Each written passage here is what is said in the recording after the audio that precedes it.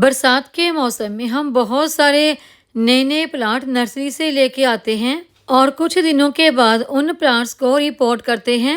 बारिश का महीना नए प्लांट ग्रो करने के लिए, कटिंग ग्रो करने के लिए बहुत ही अच्छा होता है। इसमें प्लांट्स की ग्रोथ बहुत फास्ट होती है, लेकिन बरसात के महीने में ही कई दफ़ा ऐसा होता है कि कुछ प्लांट्स की हम रिपोर्टिंग करते हैं, वो प्लांट शॉक में चले जाते हैं, धीरे धीरे वो प्लांट मर जाते हैं। ऐसा क्यों होता है और इस तरह होने से हम कैसे रोकें कि बरसात के महीने में लगाया हुआ हमारा एक भी प्लांट शॉक में ना जाए। आज की हमारी वीडियो इसी के बारे में होने वाली है। नमस्कार दोस्तों, मेरे गार्डनिंग चैनल पर आप सबका स्वागत है। बरसात में नर्सरी से लाए हुए प्लांट्स को रिपोर्ट करने की ज़रूरत पड़ती है, क्योंकि वो प्लांट जिस पॉली बैग में या फिर गमले में होते हैं वो कई दफ़ा काफ़ी छोटा होता है और इसमें मिट्टी काफ़ी कम होती है।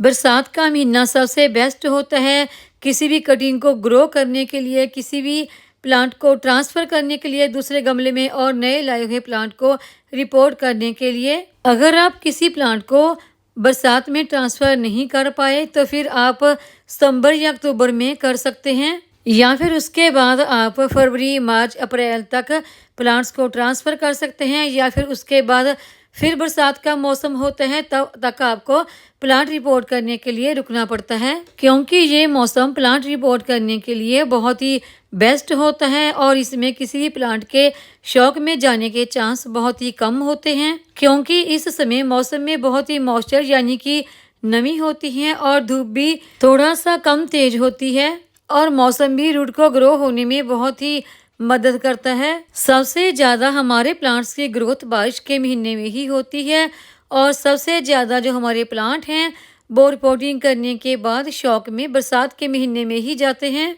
और इसको आप ठीक कैसे करें, या आपके प्लांट शॉक में चले गए हैं, कई दफ़ा तो आपको इस बात का पता भी नहीं चलता। हमारे प्लांट रिपोर्ट करने के बाद शॉक में चले गए हैं तो उसके लक्षण क्या होते हैं जिनको देखकर आप पहचान सकते हैं कि आपके प्लांट शॉक में हैं। सबसे पहला सिम्टम तो होता है कि देखिए प्लांट की जो पत्तियां हैं वो इस तरह से लटकने लगती हैं, फिर वो पत्तियां मुरझाकर धीरे धीरे इस तरह से पीली होकर सूखने लगती हैं और फिर धीरे धीरे प्लांट की स्टेम भी सूखने लगती है। प्लांट की स्टेम का कलर धीरे धीरे चेंज होने लगता है और फिर वो सूखने लग जाती है।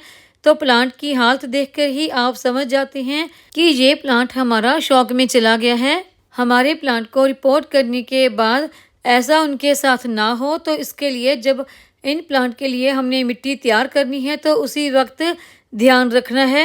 और जब भी हम नया प्लांट लगाने के लिए या किसी प्लांट को लगाने के लिए मिट्टी तैयार करते हैं तो उस मिट्टी में हम सैंड या फिर ऑर्गेनिक फर्टिलाइज़र ज़रूर ऐड करते हैं, और इसके साथ ही और भी बहुत सारी ऑर्गेनिक फर्टिलाइज़र ऐड कर देते हैं, जिससे हमारे प्लांट्स को कोई भी न्यूट्रिएंट मिलने में प्रॉब्लम नहीं होती और हमारा प्लांट्स जड़ों के द्वारा वो सारे न्यूट्रिएंट फर्टिलाइज़र के रूप में लेकर अपने प्लांट की न्यू ग्रोथ स्टार्ट करने के लिए उसे इस्तेमाल करता है। और मिट्टी तैयार करते वक्त यही गलती हम अपने प्लांट्स के साथ कर देते हैं।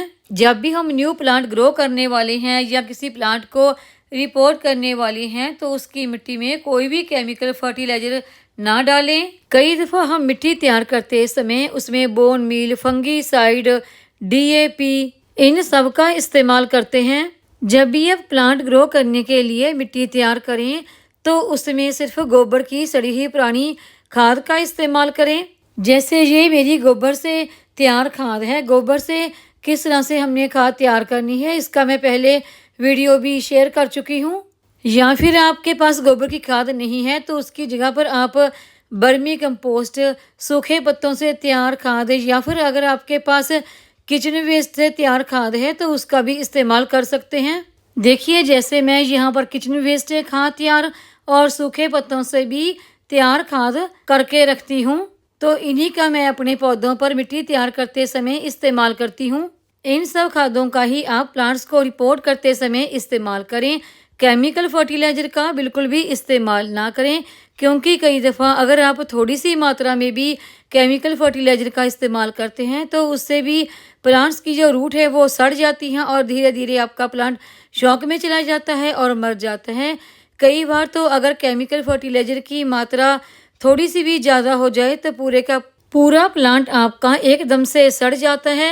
मिट्टी तैयार करते समय जो मैंने आपको फर्टिलाइज़र बताई हैं, इनका ही इस्तेमाल आपने करना है। वैसे तो देखिए सरसों की खली या नीम की खली वो भी ऑर्गेनिक फर्टिलाइज़र ही होती हैं, लेकिन उनका इस्तेमाल आपने यहाँ पर नहीं करना है। ये फर्टिलाइज़र ऑर्गेनिक होती हैं, लेकिन ये काफ़ी ज़्यादा स्ट्रॉन्ग होती हैं, जो हमारे पौधों के लिए ठीक नहीं होती। क्योंकि न्यू प्लांट ग्रो करते समय अगर आप इनका इस्तेमाल करते हैं तो कई दफ़ा इनसे प्लांट्स में फंगस लगने का डर होता है। आपने सिर्फ जिस तरह से मैंने सिंपल मिट्टी बताई है उसी तरह से मिट्टी तैयार करके न्यू प्लांट ग्रो करने हैं।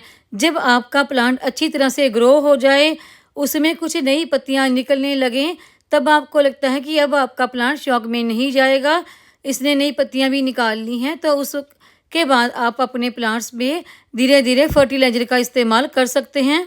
उससे प्लांट्स की ग्रोथ और फास्ट हो जाएगी और प्लांट आपका और नई नई पत्तियां निकालने लगेगा।